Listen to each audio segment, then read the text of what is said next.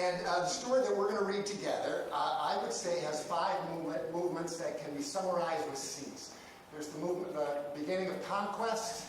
We'll read about it in a moment. The cover-up, the confrontation of David, David's confession, and the consequences that the Lord gives. So let's look first at the story of conquest. And if you can see it well, read it with me, saying, from 2 Samuel 11, in the spring of the year, when kings normally go out to war, David sent Joab and the Israelite army to fight the Ammonites.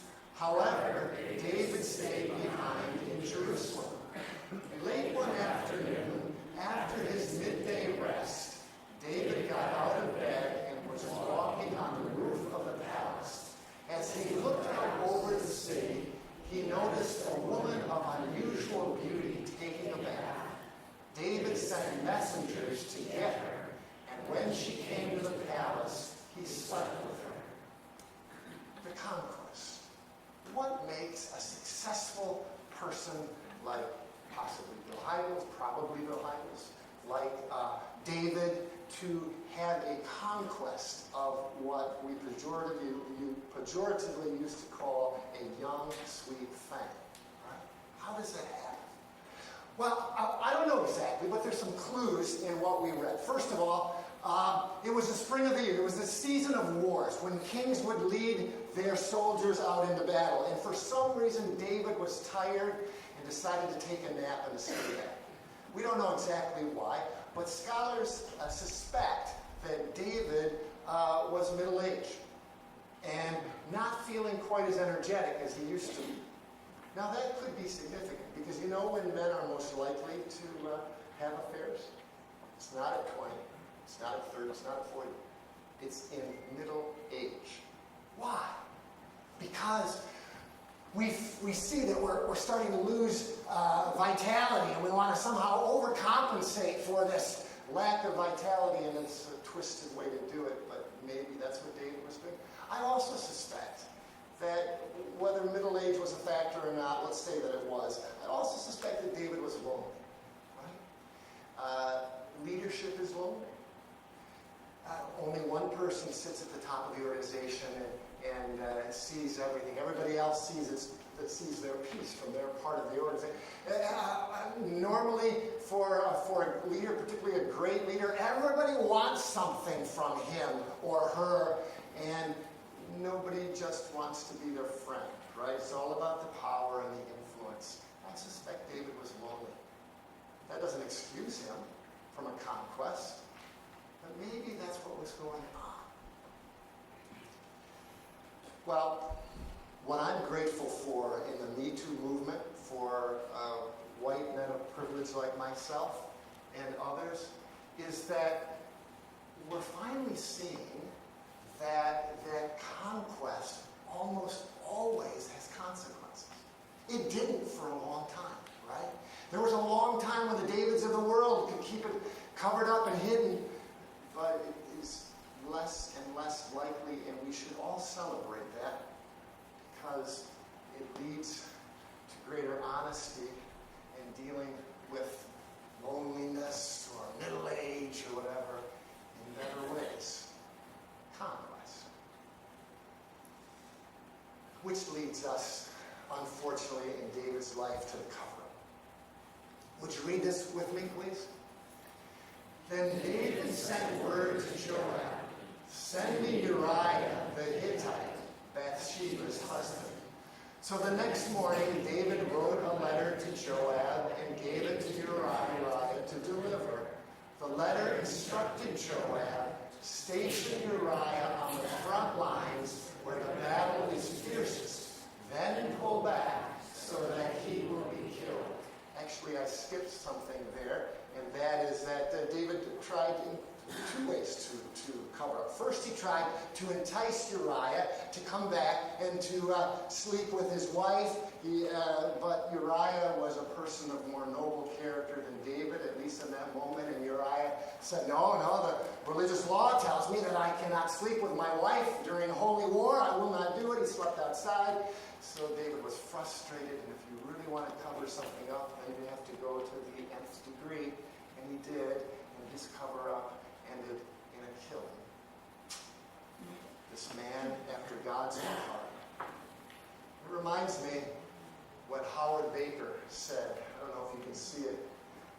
that it is almost always the cover-up rather than the event that causes the trouble, isn't it?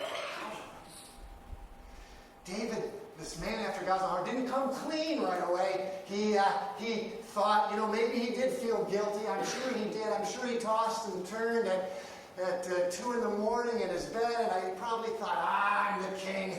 No one will hold me accountable. I can get away with this. I'm a person of power. No one dares to confront me. And he put himself to sleep. And he didn't count on Nathan, the prophet, who was willing to do the hard job of confrontation. And now we move from 2 Samuel 11 to 2 Samuel 12. Read with me how chapter 12 begins. So the Lord sent Nathan the prophet to tell David this story. There were 2 men in a certain town. One was rich and one was poor. The rich man owned a great many sheep and cattle. The poor man owned nothing but one little lamb he had bought. One day a guest arrived at the home of the rich man, but instead of killing an animal from his own flock or herd, he took the poor man's lamb and killed it and prepared it for his guest. David was furious. As surely as the Lord lives, he vowed, any man who would do such a thing deserves to die. Then Nathan said to David, you are that man. Powerful story. Part of the ellipsis, the part that I skipped, is that little sheep was so precious to that poor man that he let that little lamb sleep in his bed at night. It was his only possession. And the rich man took it away. And wasn't that what David did? David with his ham. He had inherited Saul's ham. He had added to his ham. He had anything that he could possibly want. He saw Uriah's one sheep, and he took her because he could, because he was powerful. And Nathan confronted him. And with that wonderful allegory, you can imagine how Nathan put so much thought into prayer, into this confrontation of the king. You know how nerve-wracking confrontation is. And I should just back up a minute to just say, what's a prophet? We get prophets wrong all the time. Prophets are not primarily foretellers of the future. Prophets in the Bible were primarily forthtellers of God's word to the present. Sometimes their words had future ramifications, but most of the time their words always had present.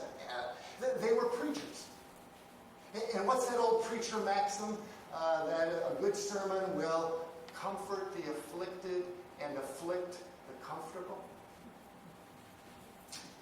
Well, I can tell you as a preacher that it's a whole lot easier to preach comforting sermons to the afflicted than it is to preach afflicting words to the comfortable, because the closer I get to my hypocrisy and yours, the more pushback I get, right? It's our natural human defense mechanism. No, it's that old black congregation where the preacher was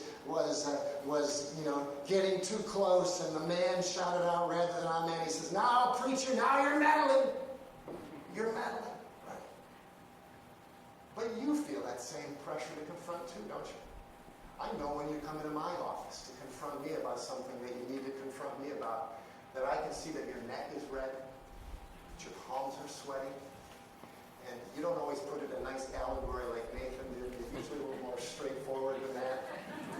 You usually get to "you're the man" quicker than Nathan did. But it's hard to do, but it's necessary. Because we all cover up. I cover up, you cover up. If in no other way, then, that blind spot that we don't see is an unconscious cover-up of our weakness and our sin. And it's hard for us to confess too.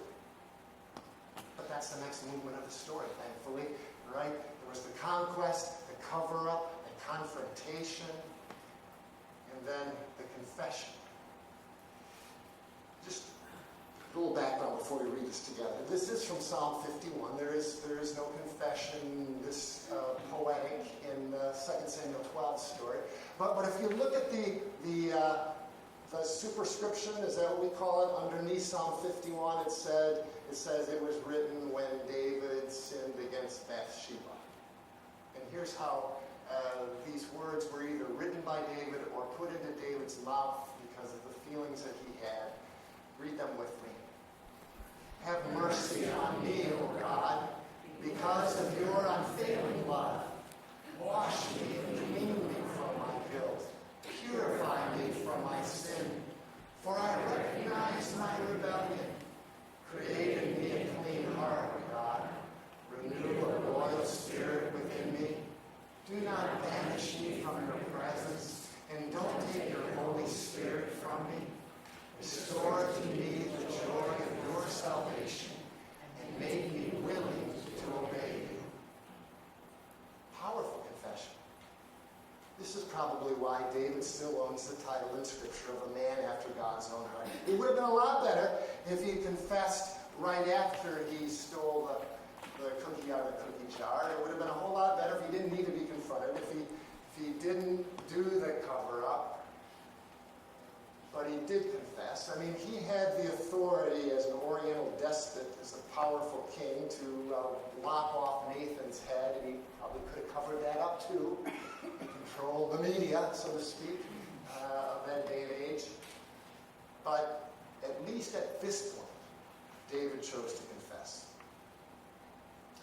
One of the things that I read about with people that have public moral failures is that if they had a moral lifestyle, like again I believe Bill Hybels did, and I hope that he will confess if there's need to do that, hasn't yet. But if there's a moral lifestyle that what tends to happen is that when they get to the point of confession, it becomes a release. You hear them talk about the fact that yes, now I'll have to face consequences. But at least I don't have to carry this burden all the time. Right? There's a freedom to face those consequences. And I have to imagine that's what David felt. Now we have this naive notion, though, that if you just confess, if you just say I'm sorry, for a small thing or a big thing, and you can ask my wife, she'll say I think this way all the time. If I just say I'm sorry, let's go. Why does there have to be a consequence? Why do you still be mad at me? I said I'm sorry. But confession doesn't wipe away all consequences, does it? Nor should it, right? I mean, if you're a good parent and your son or daughter keeps stealing cookies from the cookie jar, and so you start counting them like my mother used to, and say, there were 17 cookies and now there's only 13. I know you had 4 times. Maybe when I say, oh, I'm sorry, there still ought to be the consequence that the cookie jar ought to be put out of my reach, right? Or I shouldn't have dessert for that day or that week or those 4 days for 4 cookies or whatever the program. There still has to be consequence a lot of times if we're good parents. And if God's a loving God, sometimes there still has to be consequences there. And this is the story, the ending of our story, and this is the consequences that Scripture says.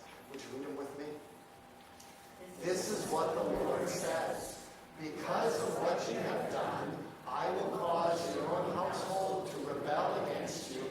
I will give your wives to another man before your very eyes, and he will go to bed with them in public view.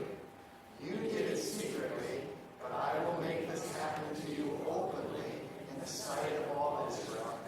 Now I chose the section that was most stark in consequences. You can read on in 2 Samuel 12, and there were some very merciful statements where the Lord mitigated some consequences that could have happened.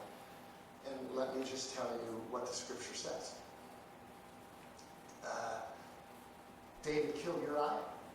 David could have been struck